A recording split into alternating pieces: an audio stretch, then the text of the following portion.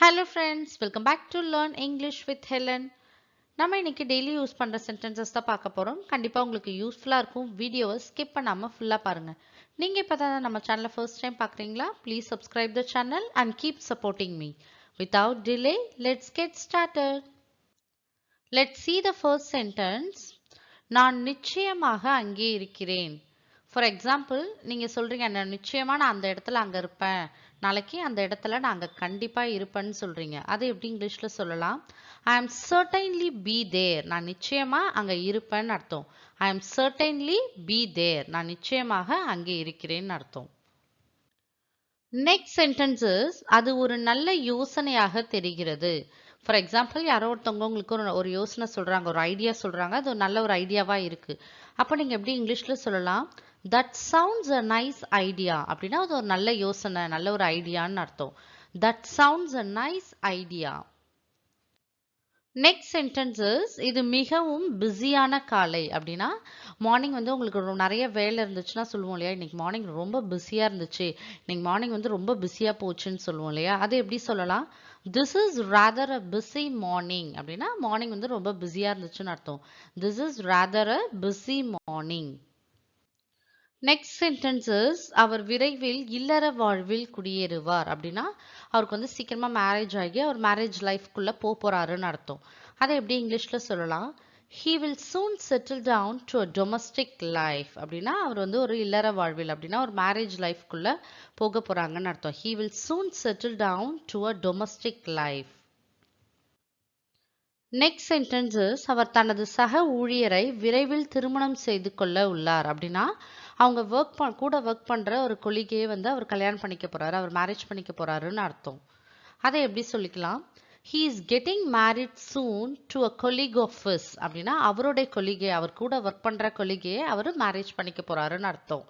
He is getting married soon to a colleague of his. Next sentences நான் என் அலுவலகத்திற்கு சென்று கொண்டிருக்கிறேன். அப்படின்னா நான் என் ஆஃபீஸ்க்கு போயிட்டு இருக்கேன்றதை எப்படி சொல்லலாம்? I am on the way to my office. I am on the way. நான் வழியில தான் இருக்கேன், ஆஃபீஸ்க்கு போகிற வழியில தான் இருக்கிறேன், போயிட்டு இருக்கேன்னு அர்த்தம். ஐ am on the way to my office. Next sentences வேறொரு நாளில் சந்திக்கலாமா. இன்னைக்கு வந்து நம்ம மீட் பண்ண முடியல, இன்னொரு நாள் வந்து நம்ம மீட் பண்ணலாமான்னு கேட்போம் இல்லையா. அதை எப்படி சொல்லலாம்? Can we meet some other day? நம்ம வேறொரு நாள் நம்ம மீட் பண்ணலாமான்னு அர்த்தம். Can we meet some other day? Next sentences ஏதாவது தவறு நடந்ததா, ஏதாவது மிஸ்டேக் நடந்துச்சா, ஏதாவது தப்பா போச்சான்னு கேட்போம் இல்லையா. அதை எப்படி கேட்கலாம்? Has anything gone wrong? ஏதாவது தப்பா போயிடுச்சா, ஏதாவது தப்பா நடந்ததான்னு அர்த்தம். Has anything gone wrong? Next sentences நீங்கள் மன சோர்வடைந்து இருக்கிறீர்கள். அப்படின்னா நீங்கள் வந்து பார்க்கறதுக்கு ரொம்ப டிப்ரெஸ்டாக ஸ்ட்ரெஸ்ஃபுல்லாக இருக்கீங்கன்னு அர்த்தம். அதை எப்படி இங்கிலீஷில் சொல்லலாம்? You look depressed. உங்களை பார்க்கறதுக்கே ரொம்ப மன சோர்வு அடைஞ்ச மாதிரி இருக்கீங்க, ரொம்ப டிப்ரெஸ்டாக ஸ்ட்ரெஸ்ஃபுல்லாக இருக்க மாதிரி இருக்குன்னு அர்த்தம். You look depressed. Next sentences அவர் விரைவில் சரியாகி விடுவார். இப்போ யாருக்காவது உடம்பு சரியில்லை, அப்போ நம்ம சொல்லுவாங்க இல்லையா, அவங்க சீக்கிரமா வந்து குணமடைஞ்சிருவாங்க, சீக்கிரமா சரியாயிடுவோம்னு சொல்லுவாங்க இல்லையா. அதை எப்படி சொல்லலாம்? He will be all right very soon. He will be all right very soon. Next sentences அவர் மருத்துவமனையில் இருக்கிறாரா. இப்போ யாராவது வந்து ஹாஸ்பிட்டல் அட்மிட் பண்ணியிருக்காங்களா, அவர் ஹாஸ்பிட்டல் தான் இருக்காங்களான்றதை எப்படி கேட்கலாம்? Is he in a hospital? அவர் ஹாஸ்பிட்டல் தான் இருக்கிறாரான்னு அர்த்தம். Is he in a hospital? Next sentences சாலையை கடக்கும் போது ஸ்கூட்டர் மோதியது. ஸோ அவர் வந்து ரோடை கிராஸ் பண்ணும்போது அவரை வந்து ஸ்கூட்டர் மோதிடுச்சுன்றதை எப்படி சொல்லலாம்? He was hit by a scooter while crossing the road. He was hit by a scooter னா ஸ்கூட்டர் வந்து அவர் மேலே மோதிடுச்சுன்னு அர்த்தம். While crossing the road னா ரோடை கிராஸ் பண்ணும்போது. He was hit by a scooter while crossing the road. Next sentences நீங்கள் வெற்றி பெறுவீர்கள் என்று நான் உறுதியாக நம்புகிறேன். நீங்க கண்டிப்பா வின் பண்ணுவீங்கன்னு நான் நம்புறேன்னு சொல்வீங்க இல்லையா. அதை எப்படி சொல்லலாம்?